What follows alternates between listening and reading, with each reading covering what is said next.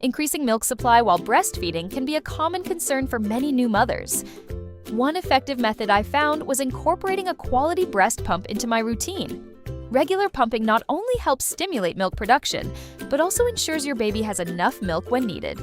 To boost my supply quickly, I followed a consistent pumping schedule, mimicking my baby's feeding times. Power pumping, a technique involving short, frequent pumping sessions within an hour, was particularly helpful. Staying hydrated and consuming a balanced diet rich in lactation-friendly foods like oats, almonds, and fenugreek also supported my milk production. Additionally, ensuring proper latch during breastfeeding and reducing stress played a significant role. Rest is equally important, as fatigue can impact milk supply.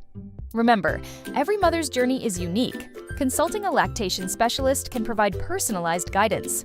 With patience and the right strategies, you can enhance your breastfeeding experience effectively.